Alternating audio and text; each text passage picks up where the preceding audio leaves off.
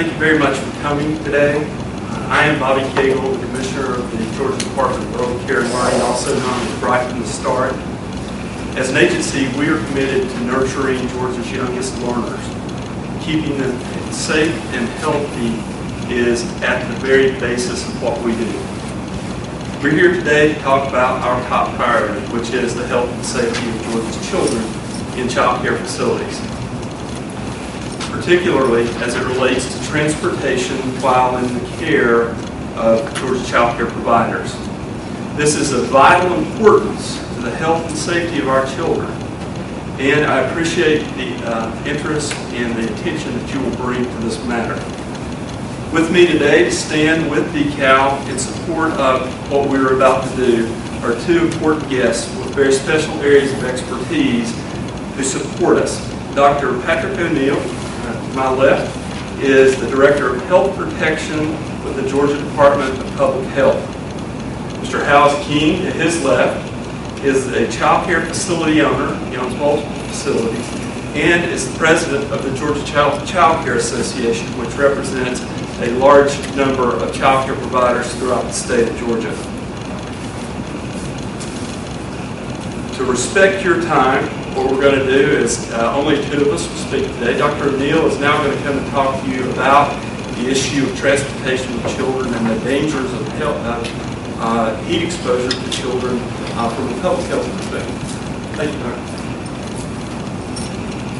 Thank you very much, Commissioner. In public health, we're delighted to participate with Right from the Start in this endeavor because we think it is so absolutely critical. And I'm sure as we go into these triple-digit days, everyone is concerned about the issues related to heat, the damage that heat can do to the human body. And I think this is a great time for us to be talking about particularly the issues related to infants and children in closed vehicles and the impact that heat may have in that age group particularly. But even though I think it's important that we do it this time of year, I want to tell you that we cannot relax throughout even the cooler seasons. Many folks are not aware, but we've actually had children, infants, who have had heat stroke when the outside temperature was as low as 57 degrees in a closed vehicle. So although we focus on it when we're in really high periods of heat like this is a problem that stays with us much of the year and should not be neglected. I don't want to imply that the problem is one where we have massive numbers of people or children that are damaged by being left in vehicles. That's not the case, fortunately. But one is too many. And if this is something that can be prevented, and we have strong evidence to tell us that it can be, then our job is to do that. Not the job of public health, it's the job of everybody in Georgia to prevent these types of injuries and regrettably, in some instances, these deaths. You should be aware that the body temperature of an infant will rise 5 times as fast as that of an adult in a closed vehicle. Infants, in my opinion, are our most vulnerable population. 50% of the situations where we had deaths of infants who've been left unattended in vehicles have occurred because the caretaker, be it the parent or another caretaker, simply got out of the vehicle without realizing that the infant was still in the vehicle. A situation like that is obviously preventable. 30% of the deaths have occurred where children have actually climbed into unlocked vehicles, unbeknownst to the owner of the car. That's certainly preventable. Any one of us can lock our vehicles. So in public health, what we want to do is to ensure that the public knows that there are things that can be done to see that these things don't happen.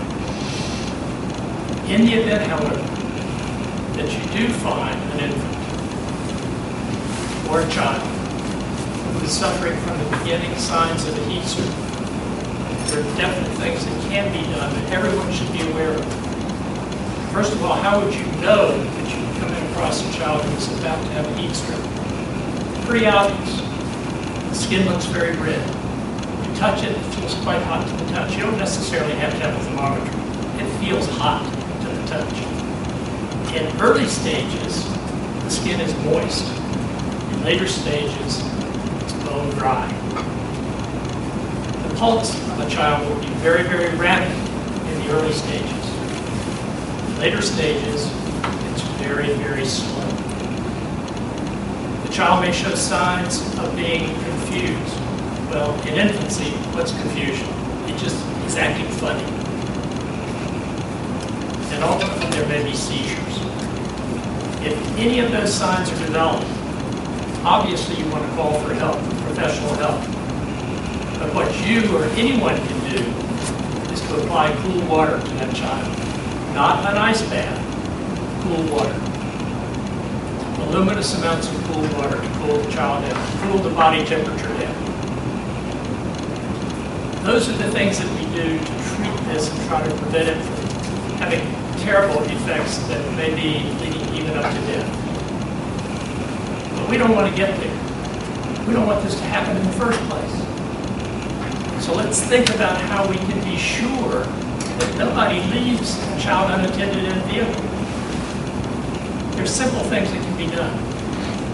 If you're a parent or a caretaker and you're rushing off with the child in the car seat in the back of the vehicle, put something back there that you're going to need when you get to the place that you're going to be getting out of the vehicle, like your briefcase or your purse, so that you have to go to the back and you see that child before you get out, or as you get out. There are a lot of simple things that you can do to be sure that a child is never forgotten in the vehicle.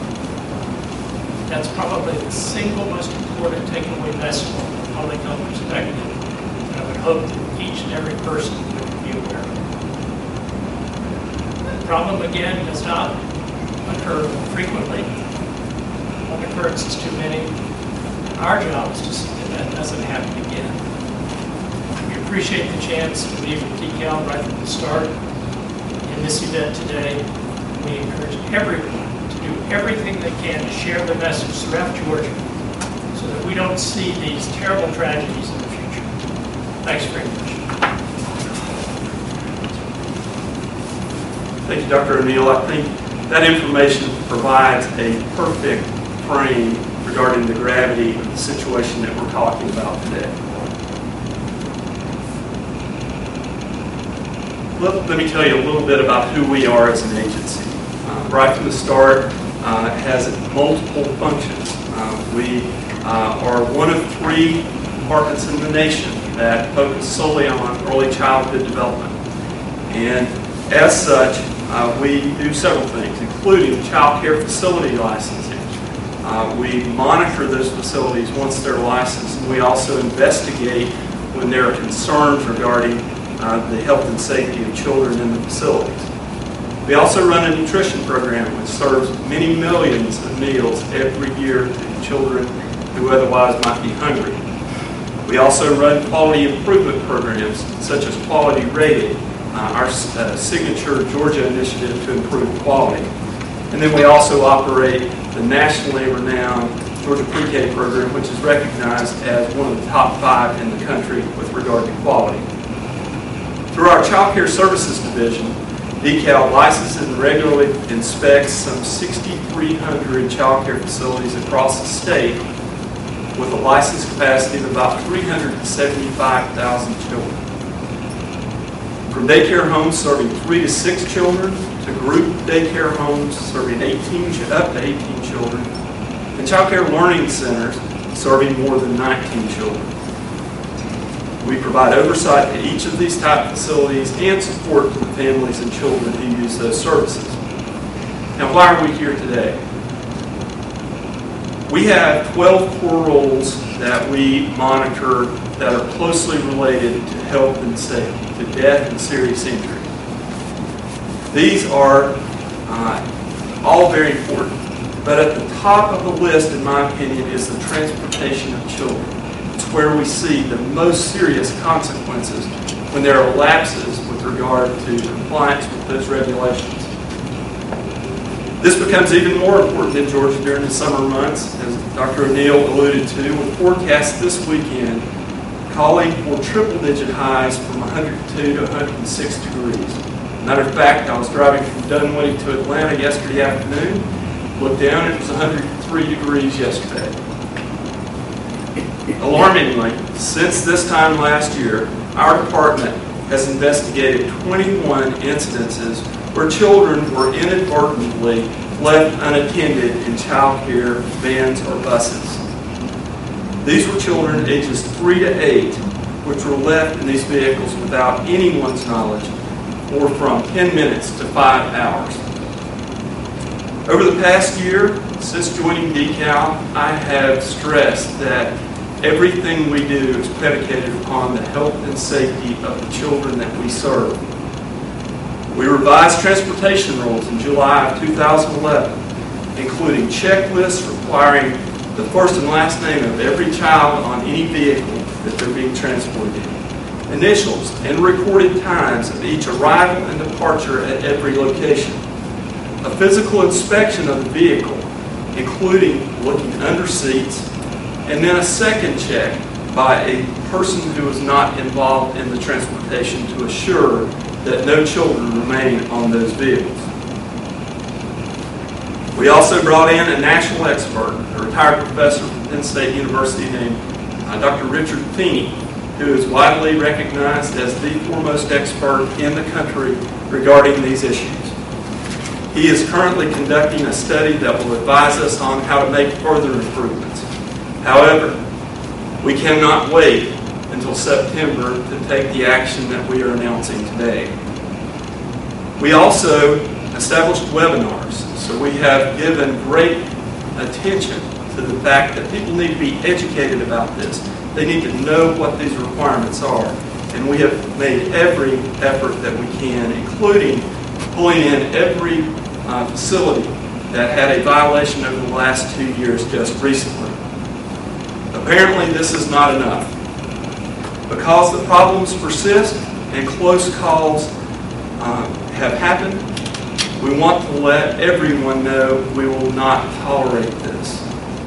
Effective today, the Department of Early Care and Learning will impose the maximum fine allowed by law, which is $499, on the first violation of transportation in any way. And this includes situations where it is a paperwork error or an omission, because we know that those are the measures that prevent children from being left on these vehicles.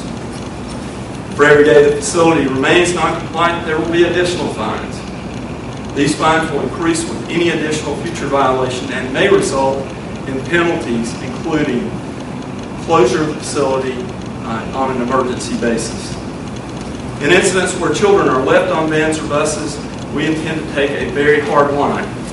The department will use everything in its power, including on-site monitors paid for by the provider themselves, restricting transportation by the center, revocation of licenses, or use of our new statutory authority to close facilities on an emergency basis.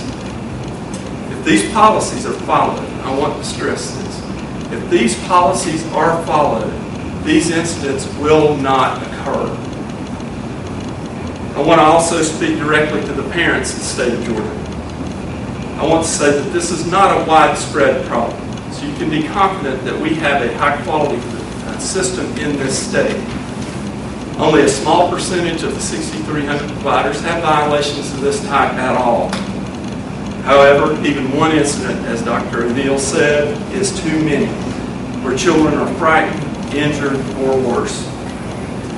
I encourage every parent to talk with their child care provider about this important issue.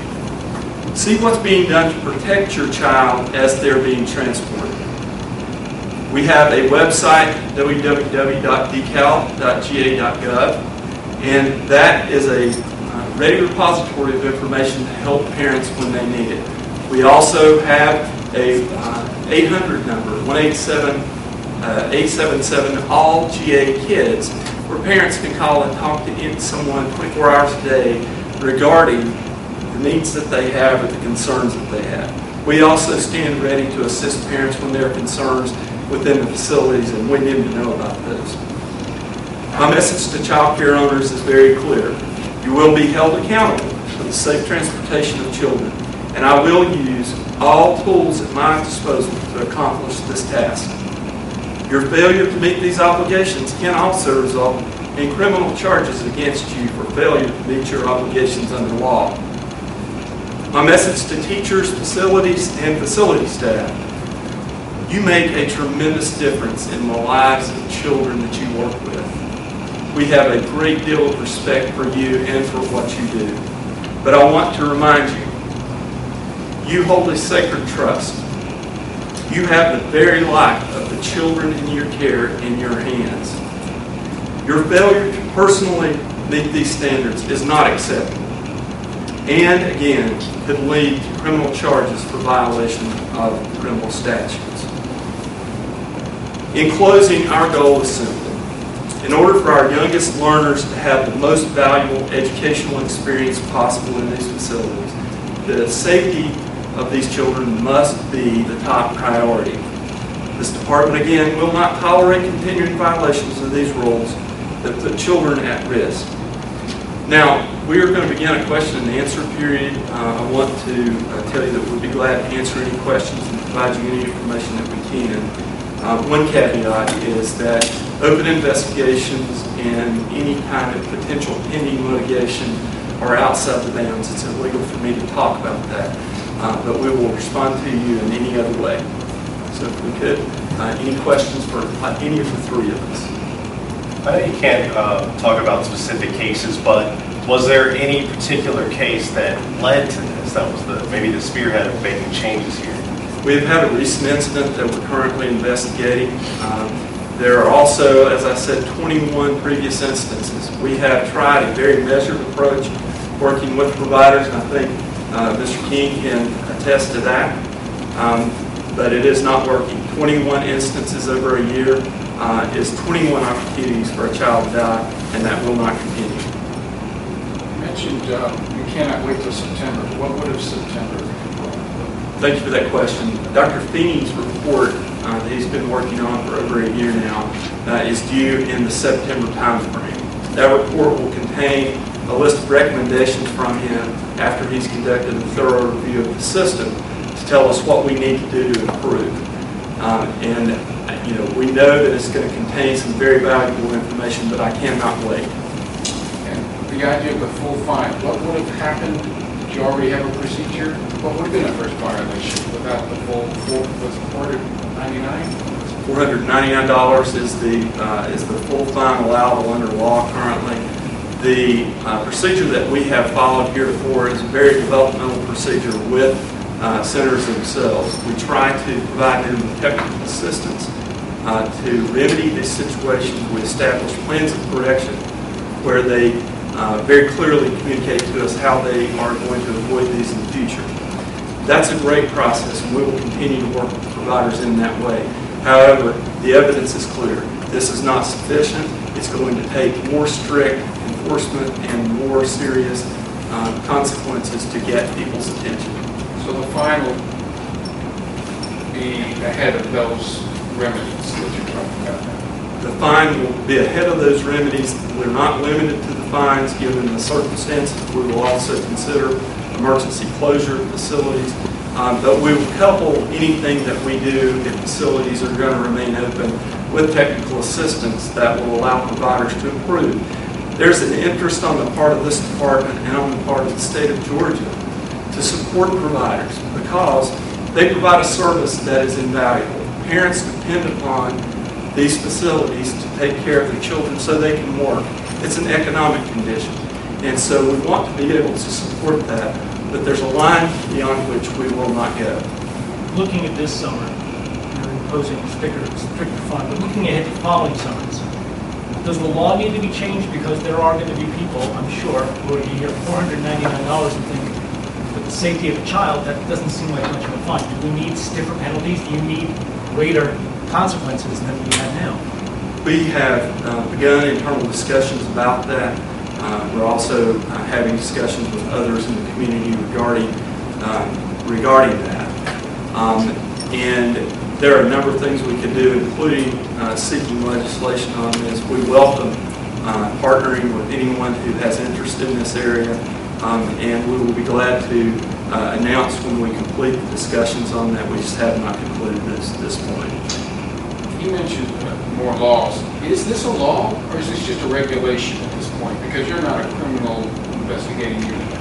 We are not a criminal investigating unit. That's a great point. The department isn't able to, under state law, perform the functions that we're talking about. There are rules that are in place in the state administrative code that govern what we do and how we deal with facilities.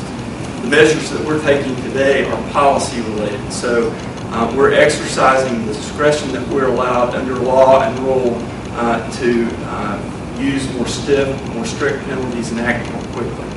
Providers that have already been involved in instances, are they going to suffer any retroactive fines? Are they in the system for fines in the future? How does that work? Their history remains there for us to consider if there are future violations. Again, we're working with them to try to assure that that does not occur.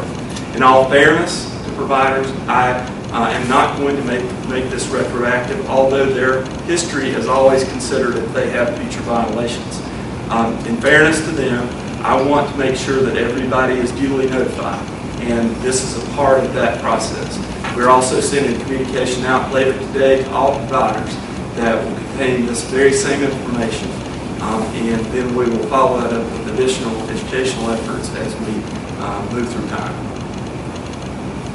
But these 21, should this policy have been in place over that time period, they would have been fined. They would have been fined. The fine has been available to us, and I would think, I've not looked at each one of those 21 instances very recently. I'll look at them as they occur over time. And I can tell you that the circumstances vary widely on those. And so if you look at the actions that we've taken, we have done everything from fines all the way up through revocations for violations of these policies. Have any centers been closed? For this purpose, Kate, have we closed any specifically for this purpose? Okay, we can get that information for you. I can tell you that we have, since July of 2011, when we had the authority to close facilities on an emergency basis, I have closed 4 facilities because I felt as though the children's health and safety were at imminent risk. And so I will not hesitate to do that. I come from a child protective services background, and that's my professional and personal mission. So I will not hesitate to use that when it's appropriate. Where does Georgia stand in relation to other states as far as its problem? I don't know comparatively where we stand. I can tell you that other states have had very serious problems with this historically. The state of Tennessee had a period where they had 4 deaths very quickly in one summer, which spurred really serious reforms up there, very similar to what we're doing here. And so there are other states that experience these. No one's immune to it. It is a problem with human mistakes that occur. It's also a problem with intentional omissions of things that they ought to be doing. So this happens in every state. I don't think there's a repository that shows us just exactly where we stand with that due to differences in the way states maintain their data. It's 21 though, these are daycare providers, none of these cases are parental. These are not parental. We are only authorized to investigate situations in licensed facilities. So the situations with parents is a situation that will be handled by the Department of Human Services Division of Family and Children's Services.